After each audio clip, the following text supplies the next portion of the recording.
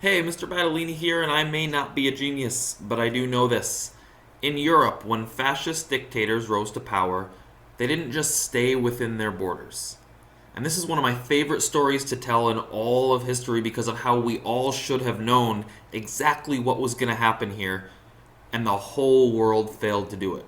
And it starts like this. There's a kid in a grocery store shopping with his mom, and they walk past the candy aisle, and you know exactly what happens.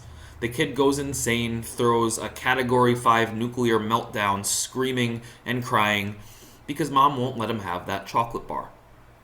The mom has two choices here. She can stand her ground and say no, or she can appease him. She can give him exactly what he wants just to avoid the drama and the fight.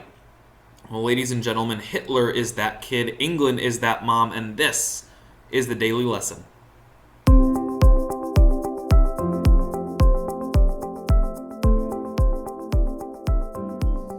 So remember that what we learned last time is that there are three countries that had dictators that rose to power in Europe in the 1920s. So what I want you to do is pause the video for just a second and see if you can trace each of these names to the country on the actual map. And welcome back. Hopefully you were able to find all three countries. Here it is if you didn't. And by the way, that code in the upper left-hand corner of your screen there is a pair deck code. That pair deck will remain open until further notice if you want to get in here and practice these. But those are the locations of those three countries. Of course, Italy is the boot at the bottom of Europe, and the Soviet Union or Russia is the big one up in the east, and Germany usually falls somewhere in the center. So now that you know where those things are, let's see if you can trace each leader to the country that he led. So again, pause the screen. And welcome back. Hopefully you were able to identify each country by its dictator. And if you couldn't, this is what it should look like. Of course, Benito Mussolini, you could tell by that last name, is an Italian. And Joseph Stalin inherited a communist dictatorship in the Soviet Union. Remember, he's the only communist, the other two are fascists. And Adolf Hitler, of course, is a German.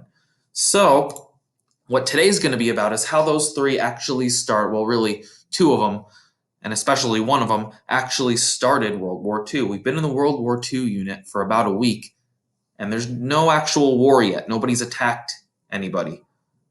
But hold on tight because that is coming up. First, let's go back to the Treaty of Versailles and remember there were a lot of stipulations that countries in the world community had to follow. And we talked about Germany accepting blame and paying money. We didn't talk a lot about the land they had to give up. Germans had to give up a lot of different pieces of land and almost their entire military. They had to demilitarize the Rhineland, which is the part, that little section between Germany and France, and they had to limit their army down to just 100,000 men for self-defense, no subs, no airplanes. And remember, the organization in charge of enforcing a treaty like this was that League of Nations, which the US refused to join. So somebody's going to poke the treaty first. Somebody's going to try to violate it and see just what happens. Can I get away with violating it? So here we go. Japan is the first. And Japan invades Manchuria, which is part of China. You can see right there. And the League of Nations is not willing to send troops to stop them. And they ask Japan to stop, so Japan just leaves the League of Nations and goes on about its merry way. And then in 1935, Italy and Mussolini invade Ethiopia. And the League of Nations again is not willing to send troops to stop them, so Italy just leaves the League of Nations and keeps invading Ethiopia. And if we backtrack a little bit, Hitler decides he wants more land for the Germans, because remember, he's a German nationalist. All German-speaking peoples must unite. And so even though the treaty clearly says no more than 100,000 men in your army, he expands the German army to 600,000 people, 6 times the legal limit. And the rest of Europe is a little suspicious, but the League of Nations, again, not willing to do very much about it. In 1936, remember that Rhineland that Hitler couldn't militarize? Well, Hitler militarizes the Rhineland. There he goes. And there he goes driving through the Rhineland. the rest of Europe remembering exactly what happened in World War I, and the League of Nations not willing to do very much about it. And so these three countries realize they're doing pretty much the same thing in three different areas, and they form an alliance, and we have the Axis powers, the first official alliance of World War II. So we go to 1938. The Treaty of Versailles says Germany cannot breach the borders of an independent country. So Hitler breaches the borders of an independent country. He creates an Anschluss of Austria, and now Austria is part of Germany. And there he goes driving through Austria. The rest of Europe is now outraged. But the League of Nations and England, and by the way, the United States, still not willing to do very much about it. And later in 1938, Hitler decides he wants something called the Sudetenland. And the Sudetenland is basically that tip of Czechoslovakia that pokes into Germany. And it's home to 66% of the Czech coal, 70% of its iron, 70% of its electrical power, but most importantly, 3 million ethnic Germans, and Hitler wants to unite all the Germans, so he demands the Sudetenland. And any country that borders Germany is now sweating bullets because they see exactly what Hitler is doing. But what's the rest of the world going to do about it?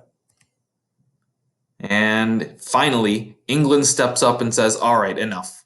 If the League of Nations is not going to do anything, I'm going to do something about it. The United States is still staying out of the way. It's a European problem. It's not FDR's problem. At least that's his opinion so far. But we have the Munich Conference where England, France, and Italy have a meeting. And Hitler is invited to that meeting. Czechoslovakia's leaders are not invited to that meeting, though.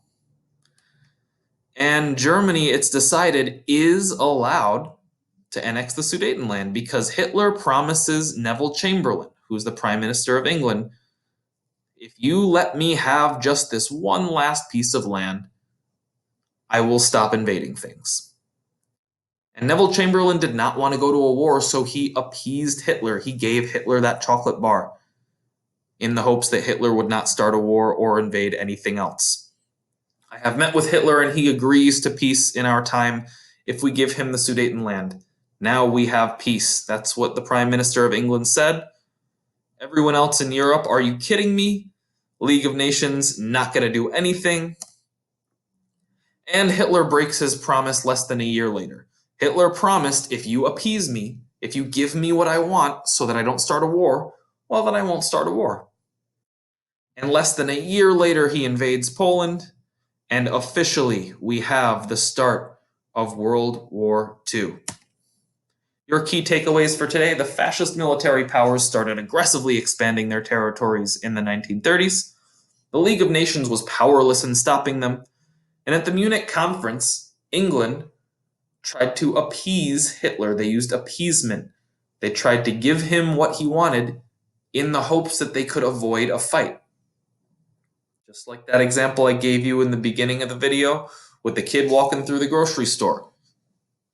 But Hitler broke his promise.